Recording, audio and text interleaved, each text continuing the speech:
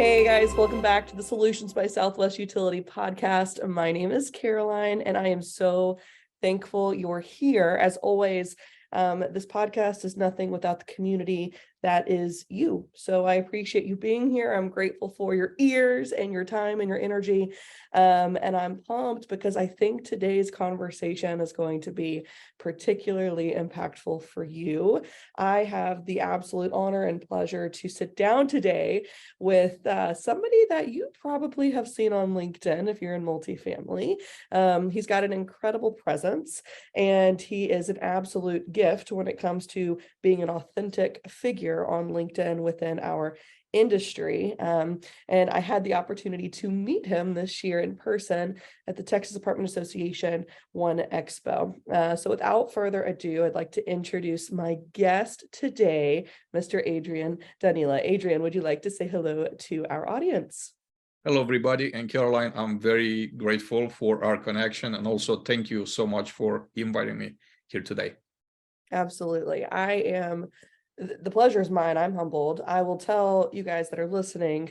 So I have followed Adrian for a very long time on LinkedIn. As many of you know, I am very passionate about authentic community building. And so when I saw Adrian on LinkedIn and I saw who he was connected to, and I saw the conversations he was having and just the content that he was, number one, associated with, but number two, engaging with, it was a no-brainer. Like, this is somebody that at some point I'd really be grateful to do life with and to learn from and to watch.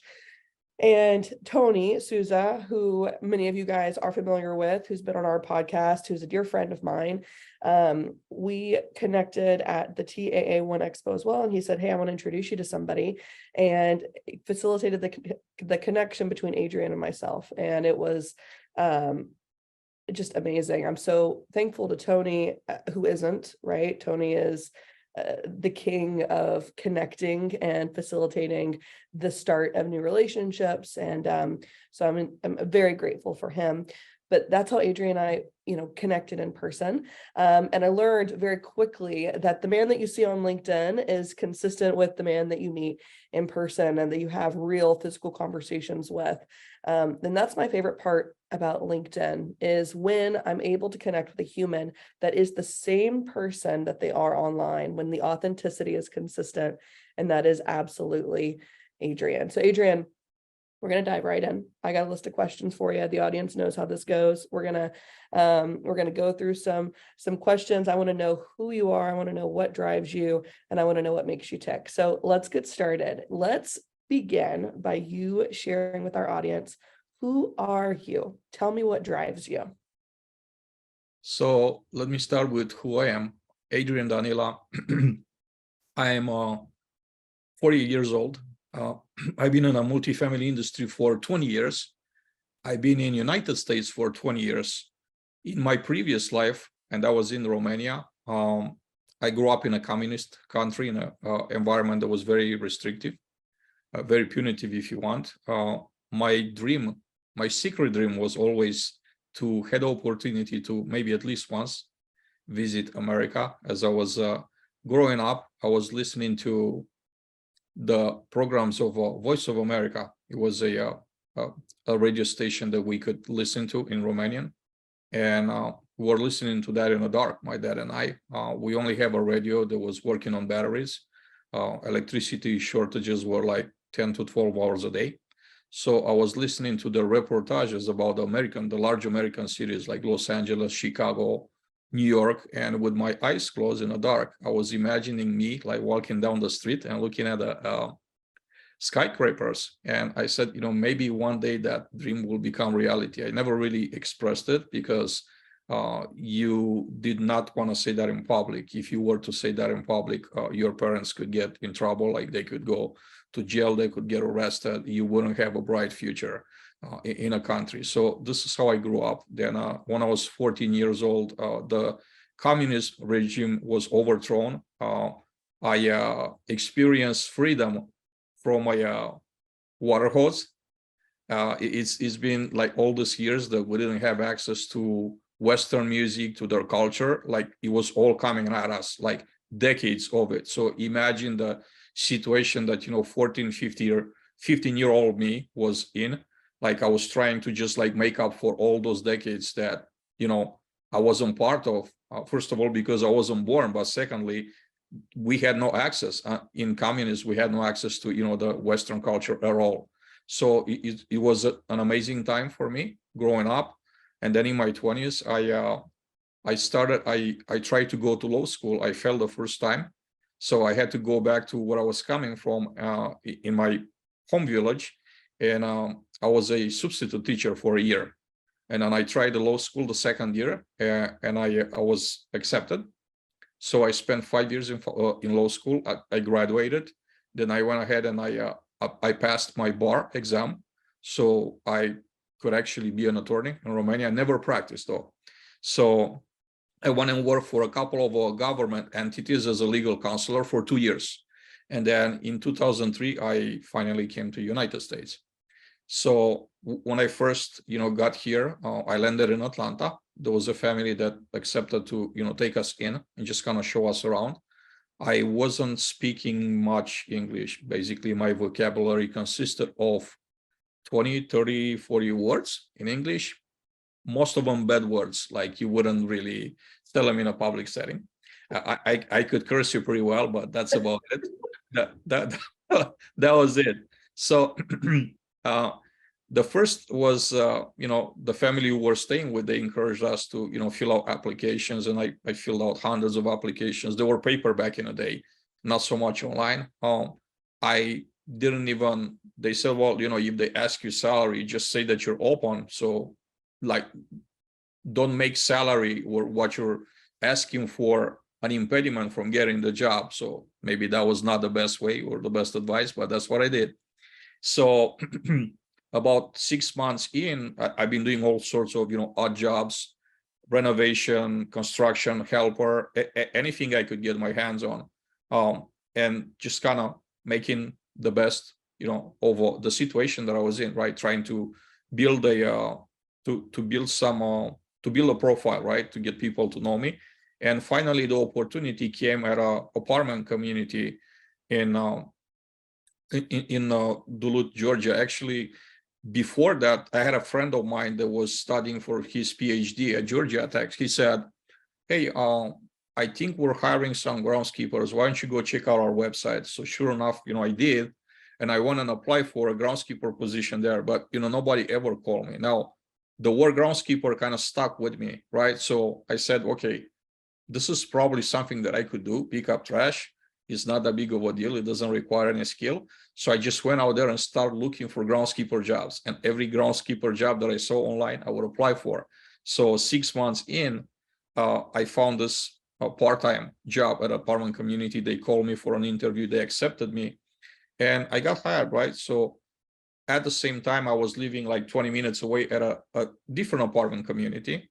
And obviously a part-time job was not enough to support me. I was still doing other odd jobs to kind of make enough income to make it. So 6 months into the part-time job, the groundskeeper at the community where I was living at didn't show up to work one morning. He was a very early person, 6, 7 o'clock in the morning. He was out there doing his thing.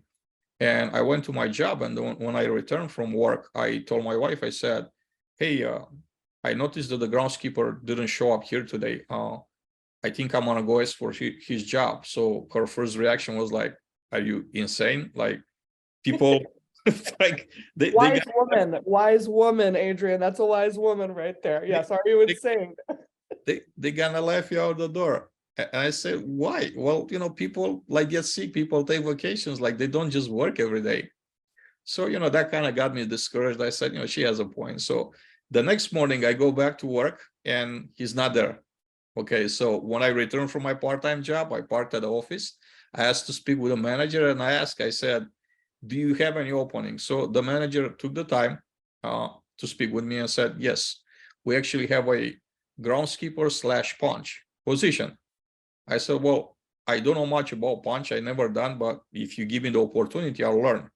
But groundskeeper, it's what I do currently. It's just that it's a smaller community. They only have a part-time job. So I did the interview, they accepted me. And this is how I actually started my full-time journey in an industry. Went through all the positions, except maybe housekeeper was the only position that I never had. But, I was a punch person, I was a tech, I was an assistant service manager. And then about 4 years after I started my full-time job, 3.5 years, I got my first regional maintenance director job, and that was with Greystar. I was at Greystar 7 years, then, moved to a few other companies, had, other director positions, or, I managed also large assets, 700-800 units, distressed assets for them. And currently I am the vice president of maintenance operations at PMG Property Management.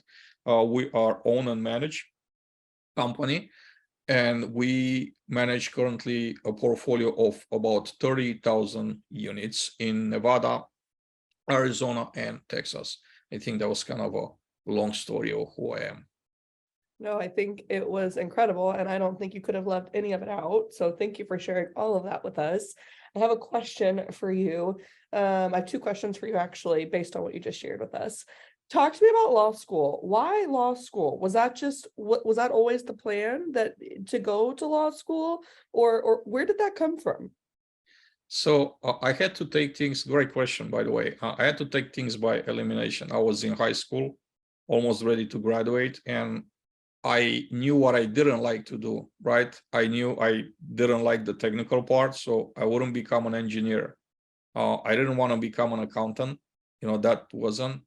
I didn't really see myself having a career in like becoming a teaching. So one of the very few things left that I thought I'll enjoy doing was law school. So I just ended up picking law school by elimination, because I couldn't think of anything else that either I will be capable of doing or I would enjoy even the tiny bit doing. So that's how I ended up with law school.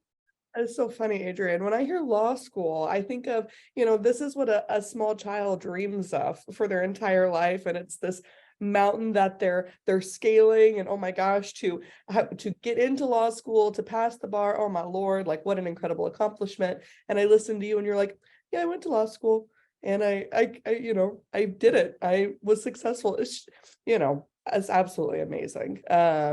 Good for you. And I bet that there are lots of skills that you learned during that experience that are maybe applicable to your role today. And nothing is ever wasted. There's always something that can be applied, that's learned from maybe a previous adventure or a past journey. And so I know that there is fruit there that you've been able to apply to your current journey and what you do. But I do think that's actually incredible that you went to law school and you didn't give up the first time that you were not accepted, I guess, and you went back and you did it again. You're like, okay, well, that's not going to stop me. I'm gonna keep trying. And then you conquered it. My second question for you, Adrian, is about your journey here to America. So our company is very diverse, and I have 2 employees here that I have a small team, and so 2 is a lot, 2 of my people.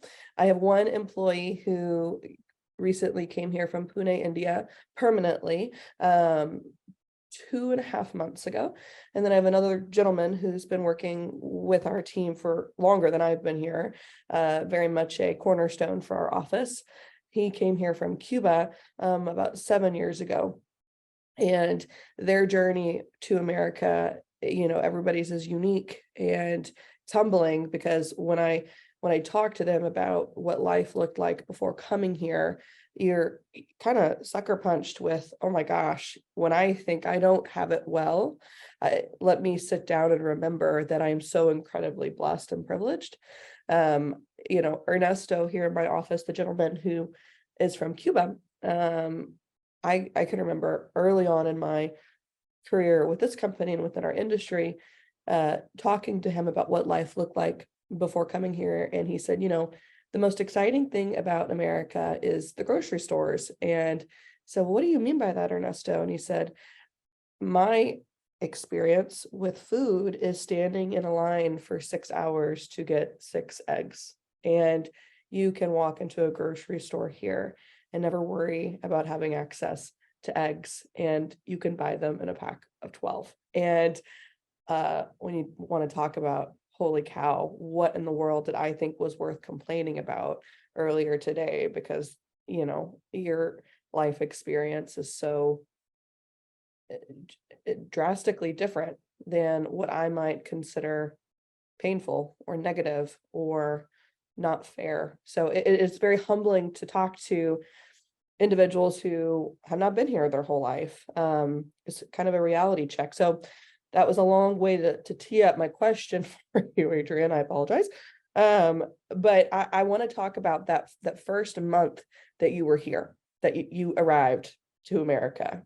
Talk to me about what your most impactful memory was. What is the one thing that, and I know this is kind of an on the spot question, so I apologize. This is how things go.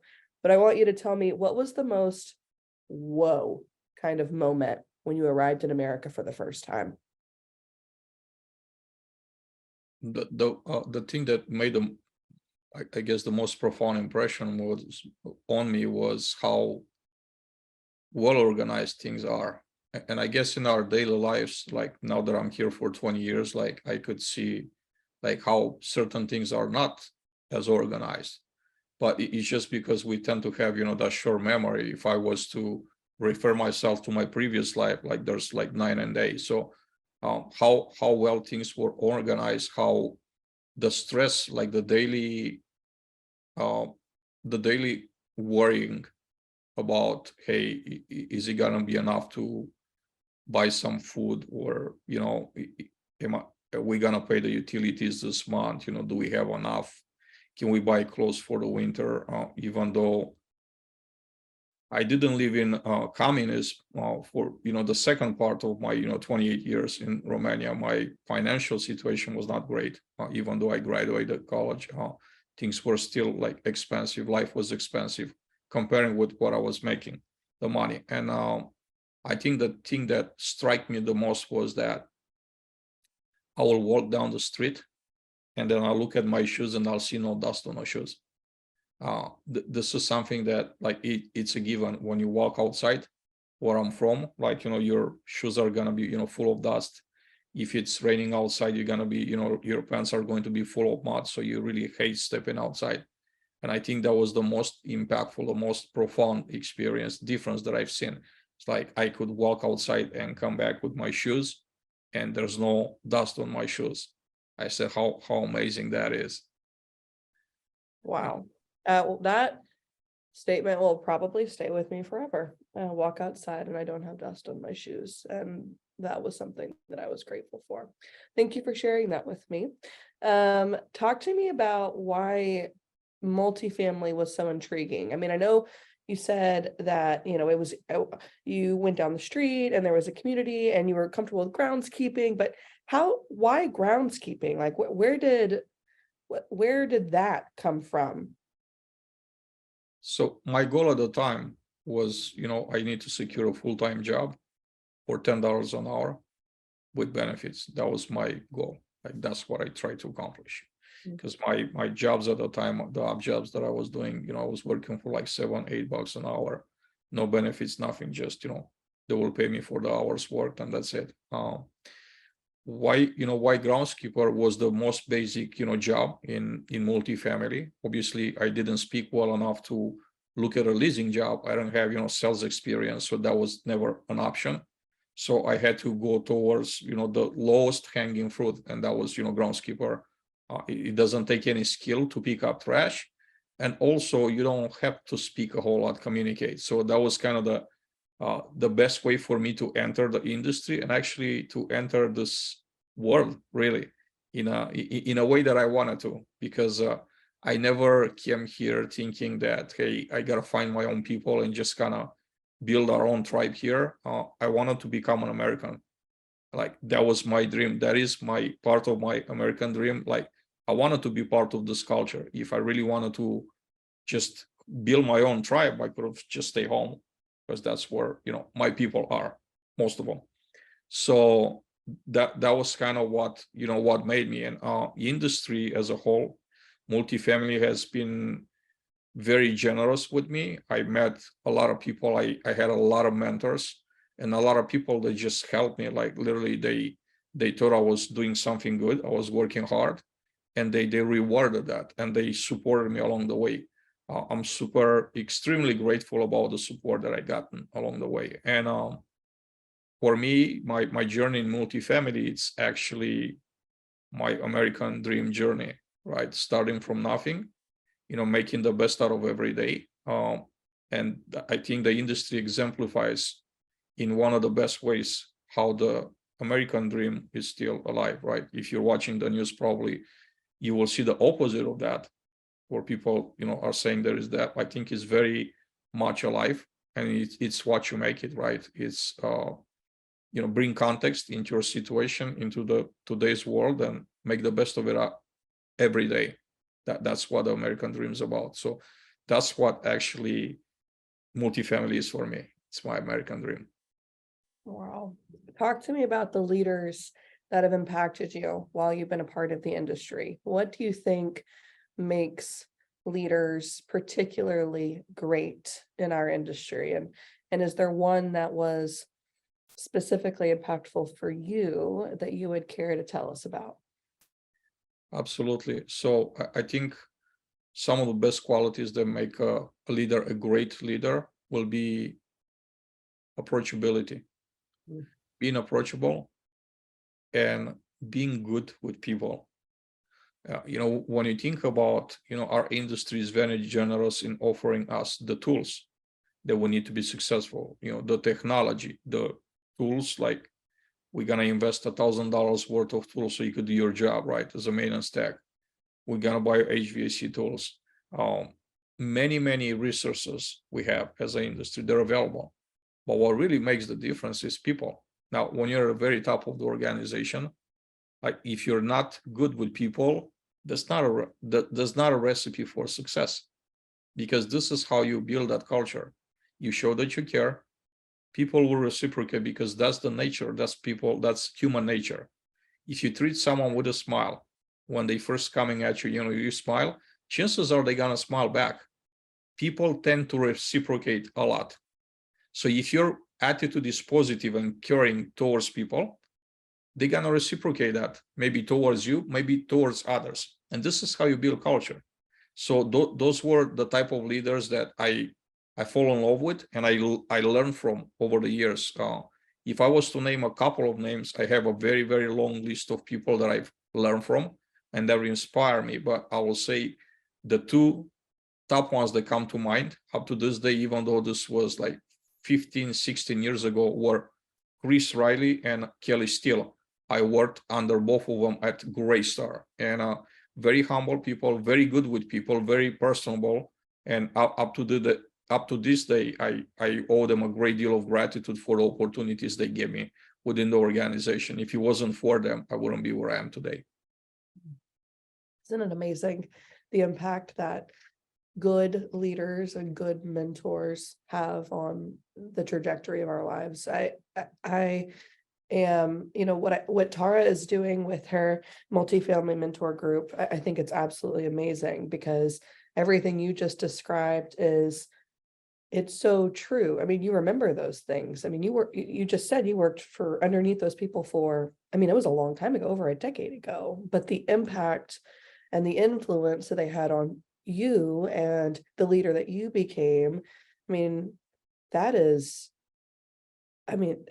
stands the test of time, right? It doesn't matter that it was 15 or 16 years ago. That impact is, I mean, that's generational impact. When I think of mentorship and my own multifamily story, I would say that the same applies. We all kind of got in here by happenstance, and we've all, for some reason, stayed. And a lot of the success that I hear of those around me has everything to do with those that went before them. And there was this consistent willingness in the leaders before us to pour in to the newbies, to pour into I like the word newbies, but I guess really it's the new people who came into the industry. As somebody who has very young in our industry, I am endlessly grateful and feel indebted to everybody who's gone before me, because without them, the foundation would not have been laid. There would have been no stable or solid rock for us to walk on to build and craft new relationships and to build bigger and better and new amazing things. The impact of mentorship is very special to me. I think for a lot of us it's life-saving. It's always life-changing, but for some of us it's life-saving. So thank you for telling us about those two people that were particularly impactful for you, Adrian. I want to pivot here a little bit, and I want to talk about something that I think you and I both really love, and that is digital community and utilizing LinkedIn in a powerful way. But before we dive into LinkedIn, I want to kind of go up and look at it from this 10,000-foot view, if you will. And I want to talk about the word community. Everybody's got their own version and definition of it, but I'm curious to hear what yours is. Can you define for us what the term community means to you? People that have something in common, people that share a certain set of values and interests. That is community. I try to bring everybody into my network and community, and I try to be helpful in any way that I can, right? I had people reaching out to me all the time. So during my morning walks, what I do every single week, once, twice, 3 times a week, as I walk early morning, I set up calls with various people that want to connect, just wanted to, get to know me or tell me about themselves, or people that are looking for advice, for guidance. Always make time for that. I think that's how you build real community. It's not by having ulterior motives, by saying, hey, I'm going to connect with this person because, they have a great access to a, 20,000+ network of professionals. I'm going to be tapping into that network through them. I just think that, you should build rapport, you should build relationships, and the rest is going to always work itself out, whether you sell something or you don't.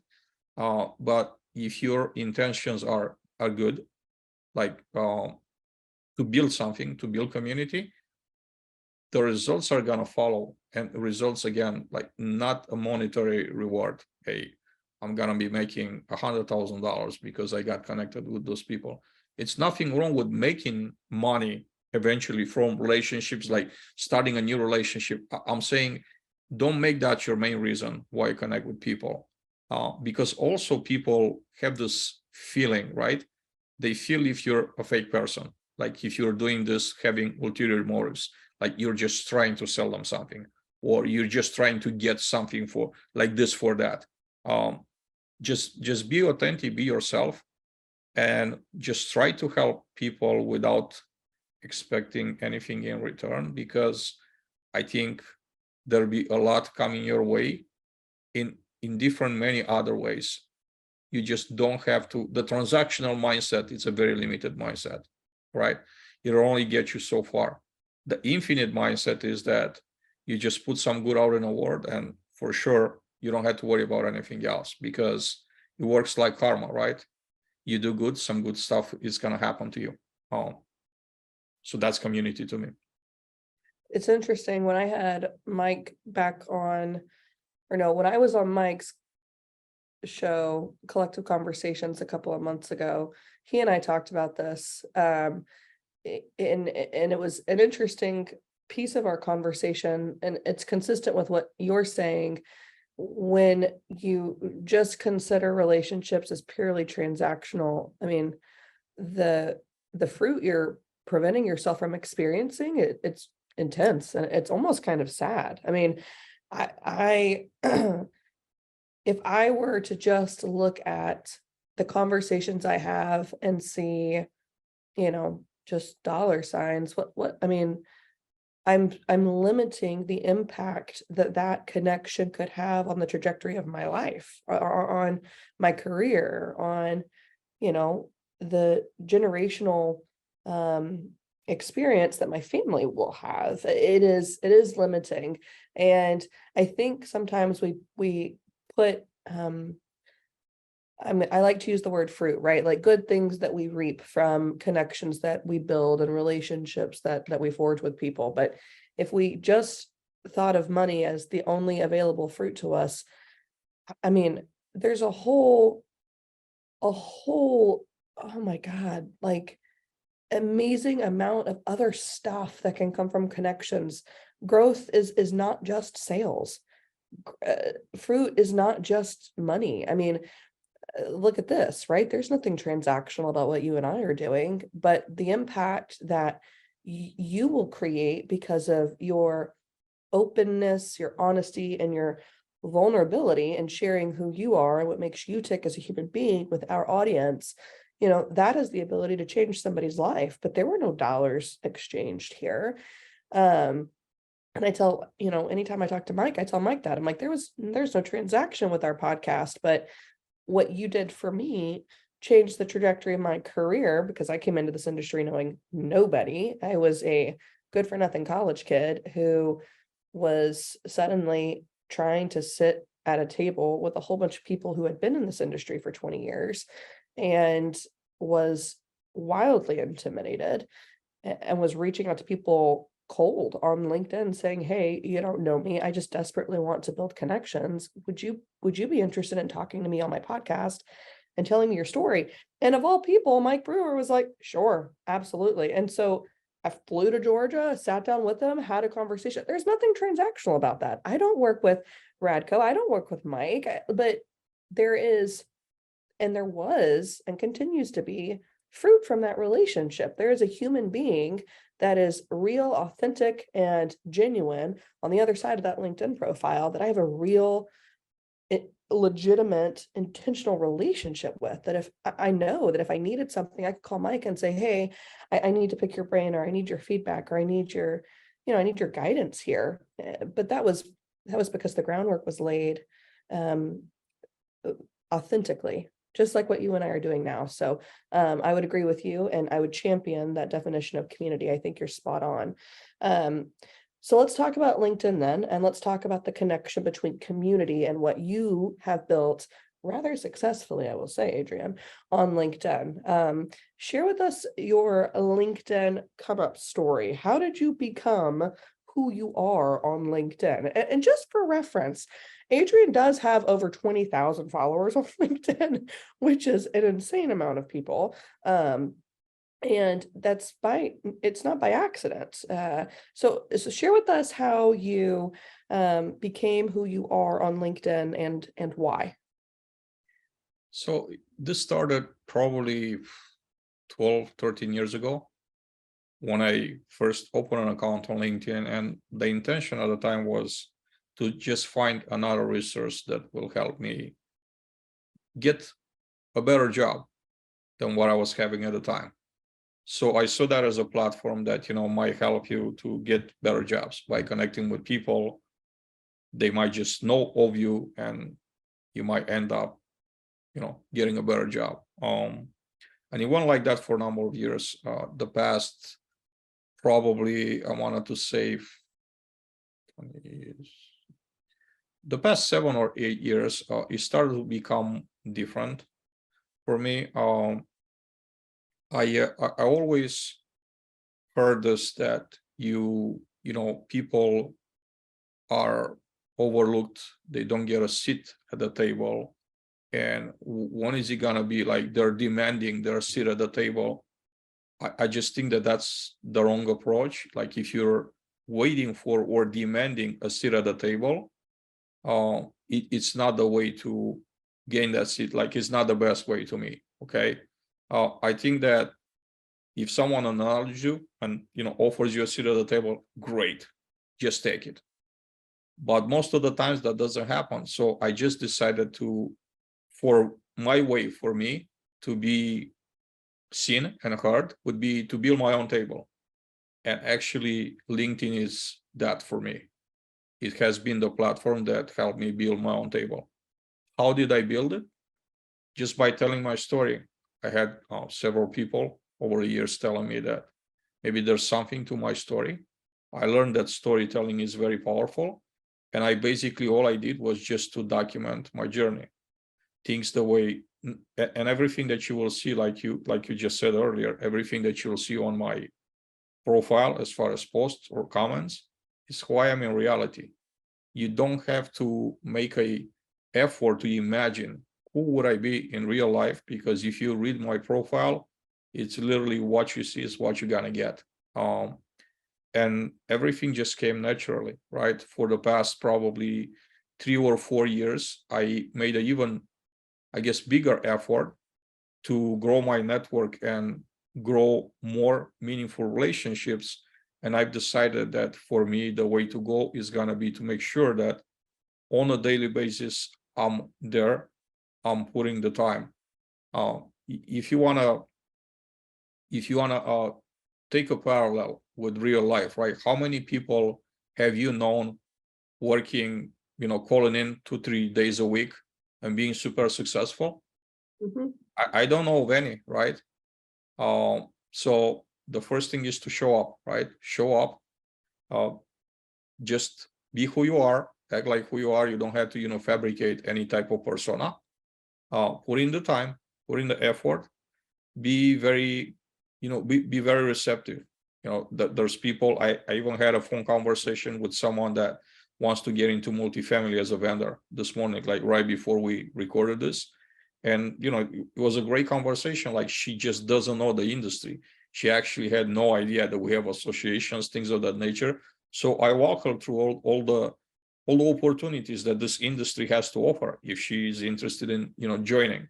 So those are the things that, that I do. So it's a number of things that, you can't really tell just by reading my content, but I get like, it's a feed that I get from LinkedIn, from the platform, that I use outside behind the scenes, right? That, a lot of people don't see. And everything just kind of grew organically, right? As far as followers, I'm approaching now 26,000. So I have like 25.5. I just don't think it's in the numbers though. Numbers might be important somehow. I don't think that they give you the credibility. I think the most important thing is that people see that you're honest, like you're not a fake person, right? You're not fabricating stuff to impress people, first of all. And second of all, I think it's also important that everything I talk about, it's not something that I learn at school or in books. It's from practice, from like doing it, right? And there's one of the sayings that I value the most is that don't ever take advice from anyone that's never been where you want to go. So when I speak not necessarily as an expert, but I speak from a life experience perspective, not from something that I imagine, like this could be working. Like I've done it.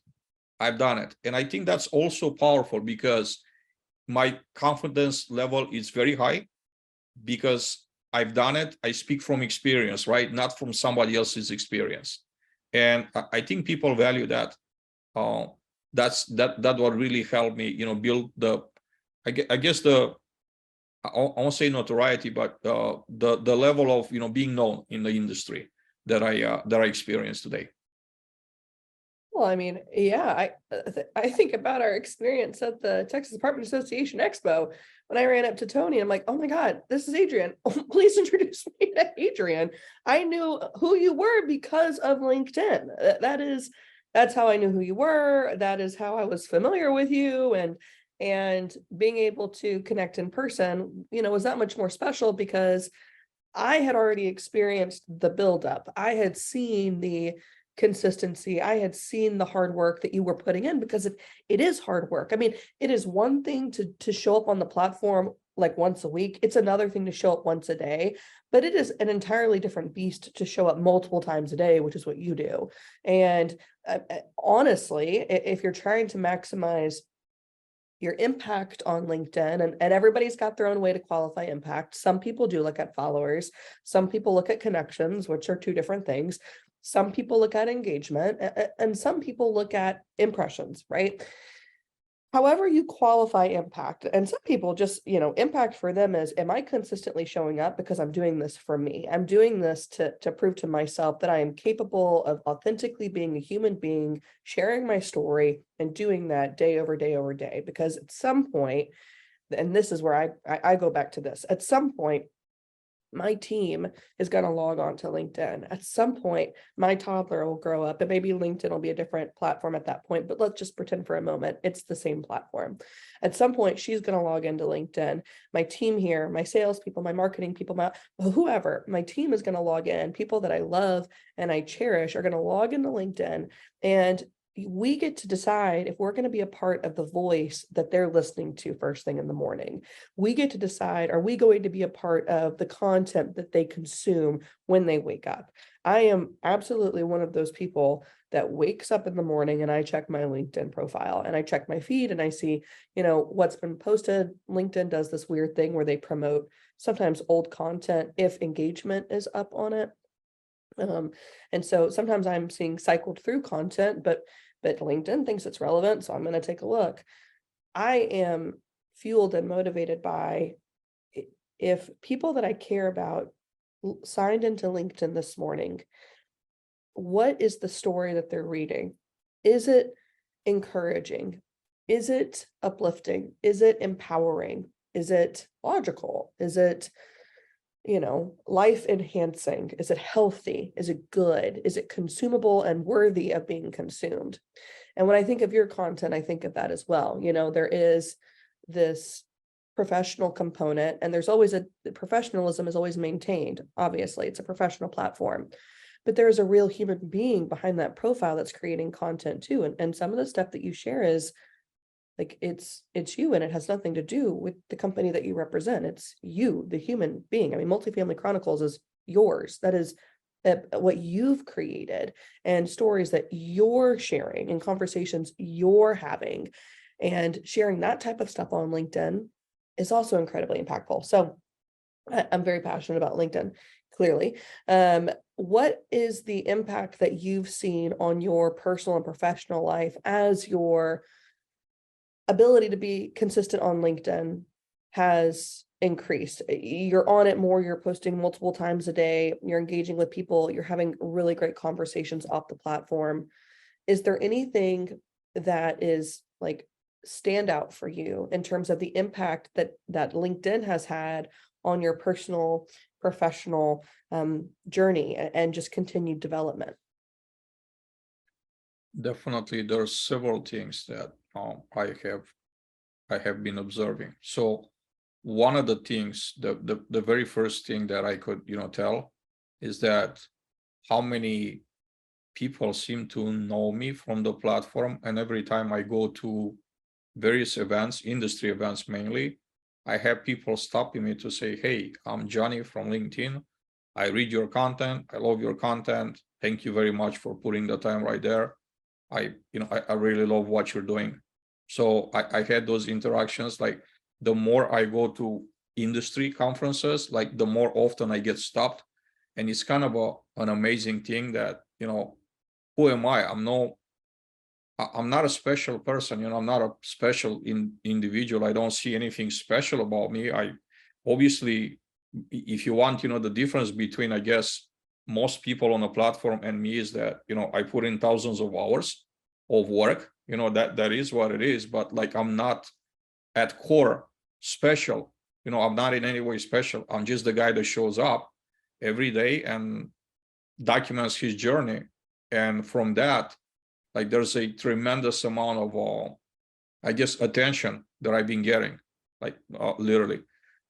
Another thing was, my last two jobs were, I got my current job, and the two jobs before, I had them from LinkedIn, like from just being connected.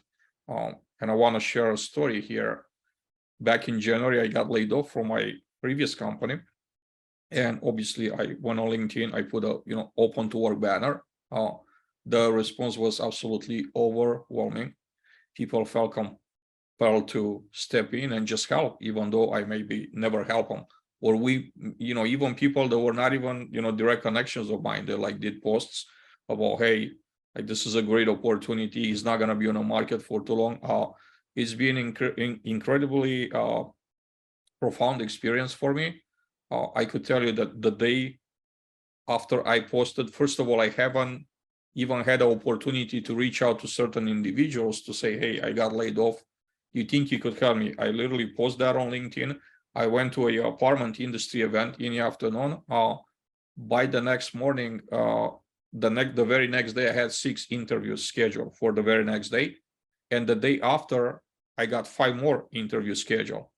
And like 3 days into this, being unemployed, I got my offer letter for for a better position than my previous one, and or for a pay increase as well. So I'll tell people the difference between having a very defined, very well-known personal brand, and not having one. It's the difference between chasing job opportunities or having job opportunities knocking at your door. Which one do you want it to be? Yeah, I think that's a fair assessment. That speed, oh my gosh, and the feedback you got so quickly, that's incredible. That must have been absolutely shocking, right? I mean, the just overwhelming, absolutely overwhelming. Yeah, I'm not gonna I'm not gonna lie to you. I choked a few times, reading messages from people that like some incredible things that people could say, incredibly nice things that they could say at moments like that to encourage you, to lift you up. I spent like almost a week up until like 1 o'clock in the morning just responding messages, direct messages on LinkedIn, because I wanted to make sure that everybody that reached out to me with an encouraging word or with a lead, I would acknowledge the fact that they took a minute or 2 minutes of their time to send me something or to just say something nice. It was worth spending the time to just thank them, even though there were hundreds and hundreds and hundreds of them. But that was my way of, being grateful for everything that happened. And you're just saying thank you. I don't think it was too big of an effort. I really wanted to make sure that I responded to every single comment or message that was sent my way that time. You don't realize the impact that you have. I mean, I think it goes without saying, you don't, but I think that there are a lot of people on LinkedIn that don't realize the power that their content has. And we say content and it kind of feels like a sterile word, and I'm so maybe there's a better word, but maybe it's the messages that we share. Like we don't realize the influence that our words have in person, but also online. LinkedIn is such an incredible beast because it will promote you to people you're not directly connected with. It's an engagement driven funnel. And so if there is engagement on a post, then it's going to prioritize that post showing up in the feeds of people that are second and third degree connections of yours. So while your followers is 25,000, I would make a guess here, hopefully a good guess, that your actual reach, I mean, we're talking 75,000 plus. I mean, if I just think that every person you're directly connected to has at least one connection, that right there is close to, well, it's over 50,000 users. And then all of those people have connections. So another 25,000, I'm just pretending they have one connection, right? We're up to 75,000 people. And the reality is they all probably have at least 100 or 200 connections. So, I mean, the influence that our words have and are capable of having in a very real sense, like you and I talking, but in a digital way as well, we take that for granted. We don't realize, oh my gosh, people do see me, people are listening, people are watching. So hopefully I'm saying something good, and you clearly are. Do you think that multifamily does a good job at using LinkedIn? I mean, clearly you were impacted by your network, right? And you were looking for a job and you were met with an immense amount of empowerment and encouragement and kindness, which is what we all want, right? But in terms of building connections within multifamily, maybe we can call it marketing. I don't really know. Marketing sometimes gets a weird rap as well, but let's just talk about building relationships as an industry. Do you think we do a good job at utilizing LinkedIn in that way? Okay, if we're gonna say industry as a whole, we have a long way to go to catch up with real world. If we say certain individuals, it varies. Again, like it goes, like I was saying earlier, the time that you put in, the messages, that you're, that you're broadcasting. And I'll say, right, you mentioned Tony before, Tony Souza. I actually, wrote a post about him, more than one, but mainly one that I can remember right now. I said, this is your case study for the industry. What a person, one individual could do to influence for the good, for the better, the industry. He came to RPM, and he brought all of his, connections and all of that attention. He brought it to the company. That converted into a lot of people being attracted to his current company just by him being there, like literally just by him being there. There's a lot of people that now are all eyes on RPM. What happens at RPM? They wanted to come work for RPM because of Tony. I mean, that is not a small thing. I could tell you that a person like him could drive more attention than an entire recruiting department made out of, maybe 20 people. Because it's not in how many bodies you have, but it's how effective you are, right? And he's an incredible communicator. He has an incredible set of skills, and he's also very likable too, right? Because that's who he is. That's who Tony is, like in real life as well. He's not making an effort to become a persona that he's not in real life. He's very real, and then people are attracted to that. Him being Tony. And what the industry could do better.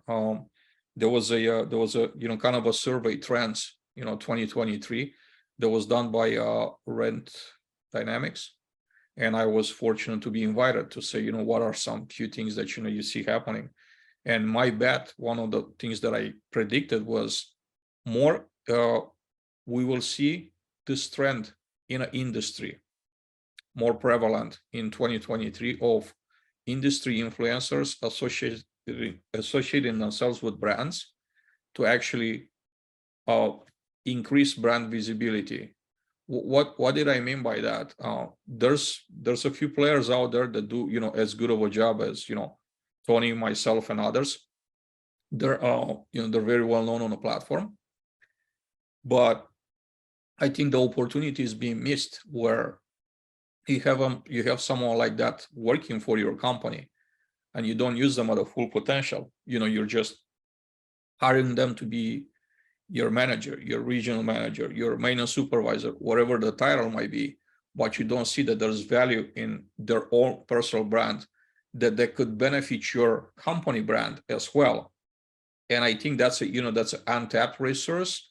I'm seeing vendor side of the business being more open to that type of collaboration, not property management companies. With property management companies, I think there are a lot of challenges. And I think it's more of the main challenge is gonna be their understanding the mechanism. How does this thing happen, right? So let's take recruiting and say, okay, how is recruiting done on LinkedIn? Well, the platform is flooded with Canva, posts. Everybody puts a post on a Canva. A lot of the times the color schemes are so close that I don't know if it's this company or that company. They all kind of look the same, and I just keep scrolling past. But the pretty, like, I guess the politically correct content, right? It's like, it tastes like plastic. If you were to taste it, it tastes like plastic. And I also say it has no soul. It's soulless, right? It doesn't give you any type of vibe. Yeah, if someone have been out of work for a very long time, they're gonna take the time and read those. But how do you attract the ones that are actually not looking, right? And that is most of the times the best talent. To hire someone that already has the job, Not to say that, someone looking for a job, doesn't have any value. No. I'm not trying to say that. I'm just saying, how do you attract someone that already has a job? And I could tell you this much: it's not going to be a Canva post. A post is made on Canva. So from that perspective, we as an industry have a lot to overcome. But I'm not seeing this, I'm not saying this as a criticize. I'm seeing this as an opportunity. I'm just saying, look, multifamily, there's such a huge opportunity and upside out there that, a very few people tap into. What if you were the first person, the first company to do this, on purpose, like intentionally? Hire like 5 industry influencers and let them, help you build your brand. I promise you that without spending, tens of thousands of dollars in recruiting, you're going to have the strongest pipeline of candidates that you ever had. And you're going to beat everybody else that's paying to play, that's paying, Indeed or, any other paid ads, or, they're paying recruiters, just through the fact that, you have people very known well, industry influencers, I call them, or personalities working for you. That's going to attract talent by default. Because why? People wanted to work with people they like, and people they respect, they look up to. And what's a better way than to just, hire a person like that and cut them loose? Literally just let them do their thing, and let them fill your pipeline of talent. Yep. No, it makes a lot of sense. I remember before Tony went to RPM, the previous team he was a part of, our first conversation was before he had transitioned. And I told him, said, Tony, and this is when he was just kind of starting to really like show up consistently on LinkedIn. And I had messaged him. I said, Tony, listen, you need to do more of this. Like, this is good. This is really authentic. This is good. This is really good, my friend. And he said, well, I'm struggling a little bit because it's not always championed. It's not always encouraged. And watching him post transition to RPM, it's absolutely encouraged. And you're absolutely right. When you have somebody that has the ability to influence in that way,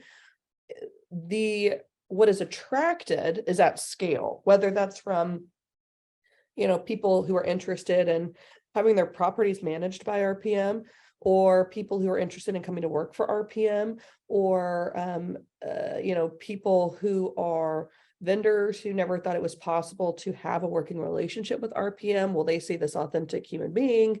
They're like, wait a minute, I know that human. I could be brave and have a conversation with him and at least honestly gauge whether or not my fear should be validated, or did I just get in my head too much? You know what I mean?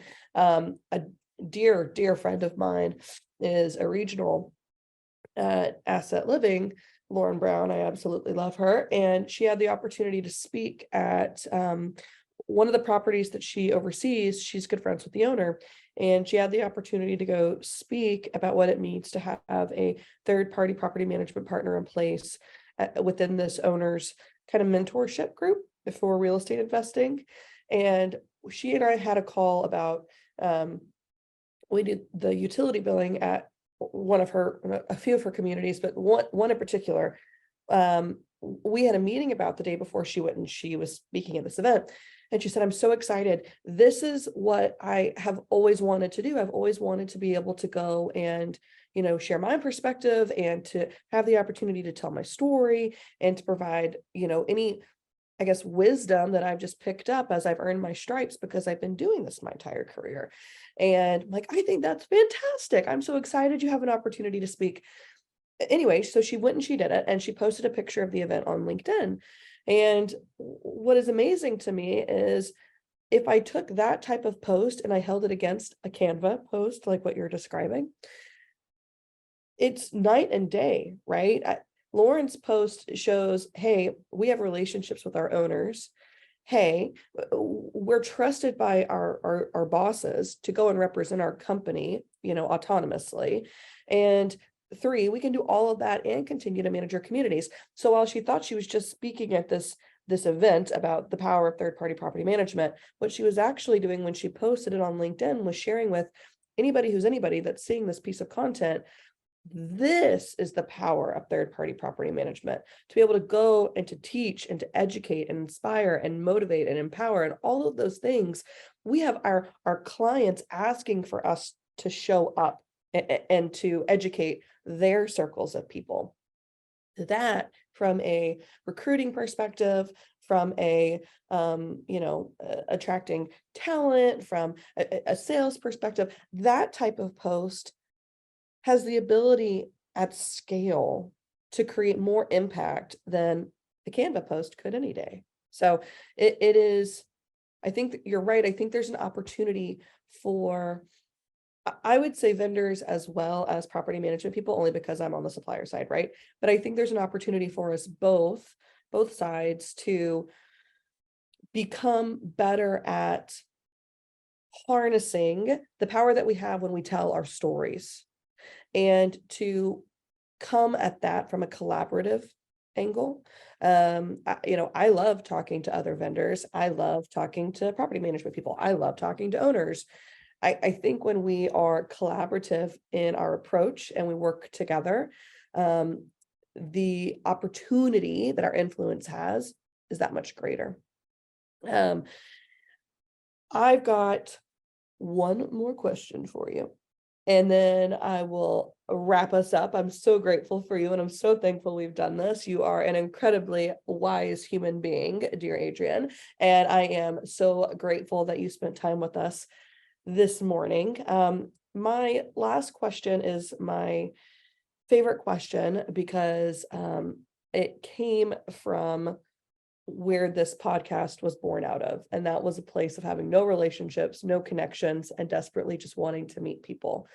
And if I have been in this industry for 7 years now, if I could go back 7 years and found a podcast similar to this, where I'm listening to people's stories, had I been wise enough to do a quick Google search and find that, this would be the question that I wish somebody would have asked.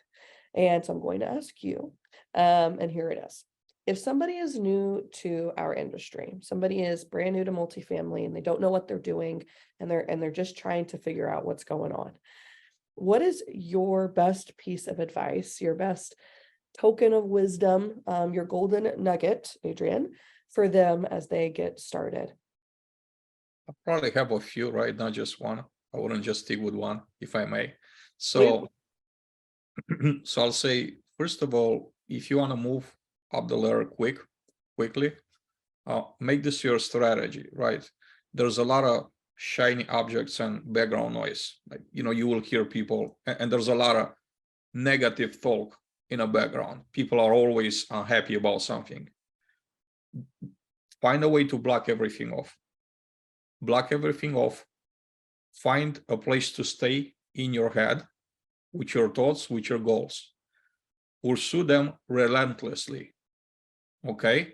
And always volunteer for the jobs that nobody else wants to do. This is the way to put your name out there. The dirtiest, the nastiest, the most unpleasant work that's out there, if you're the person that always volunteer for that, your trajectory is going to be like this, like a rocket ship. And secondly, determine where you want to go. What's your, I guess, midterm, long-term destination. Find people that have already been there or are there currently, and find a way to connect with them and ask them for their time, and ask them, how did you get here? Basically, it's model the masters. You don't have to reinvent the wheel. You don't have to learn the hard way. Social media, and there's just so many opportunities for us to connect. And a lot of people, you'll be surprised when you reach out, they'll be really willing to take a few minutes of their time and share their experience with you, because it means a lot to them too, to be able to pass on the knowledge. So, don't try, like, you don't have to be on your own. It doesn't have to be lonely. I know at times, our journeys are mainly lonely in our heads, struggle and everything, how to overcome, but it doesn't always have to be that way. Reach out to those that have been where you want to go and learn from them. And I think that's kind of the best advice that I could have for someone new in our industry. That's phenomenal advice. Thank you so much for sharing that and for your honesty today. My biggest takeaway from our conversation is the honesty that you have. And again, the word authenticity, we've said it like a million times during this conversation, but it is our most powerful weapon, is to just be authentically who we are. And if that's bold and loud and excited, then congratulations, you're bold, loud, and excited. And if that's quiet, collected, and calculated, then phenomenal. You're quiet, collected, and calculated. And if you're still not sure of what authenticity looks like for you, good luck in your search, because once you figure it out, I mean, the impact that you being that consistently will have on your life is amazing. It's amazing. And I'm talking to somebody who is the symbol of authenticity is you, your journey, your experiences, the adventure of life that you've gotten to experience, that you humbly share with all of us. You said earlier in this episode, you know, I'm just a person sharing my story. There's nothing special about me. I'm just putting in the work. I'm just showing up. I would push back against that, Adrian. I would say that you absolutely are a special human being. And the stories and the journeys that we walk and the paths that we each get to go down on, those are unique to us. And there's tremendous power in sharing it. And you, my friend, have walked an incredible walk, and your journey has been one that we can all learn from, and one that is very impactful. So I'm grateful to you, and I'm grateful for your willingness to share it. Again, I know you shared it a whole bunch of times because you are a very popular man.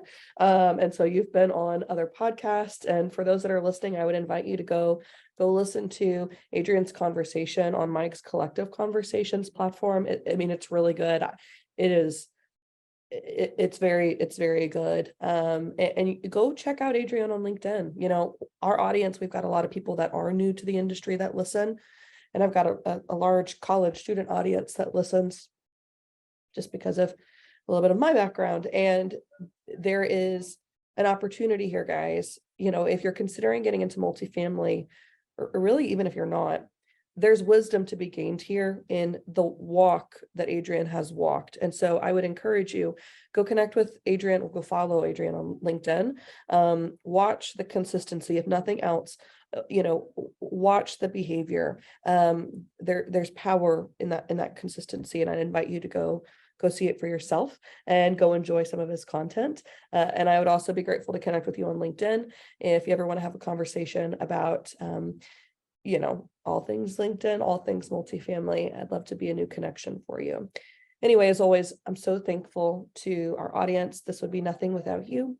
So thank you for being here. Thank you for tuning in. I hope you enjoyed your cup of coffee or your cup of tea. Or if you're on a run, don't forget to drink water. Thank you for being here. And Adrian, thank you for being here this morning with us. Caroline, thank you so much for inviting me.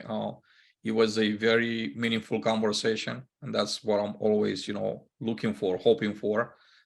Thank you for really taking the time to, to learn about my story, to hear my story, and to actually get to know me for who I really am. And I hope that your audience will find, something to take back home with them after watching or listening to this episode. So thank you again for opportunity.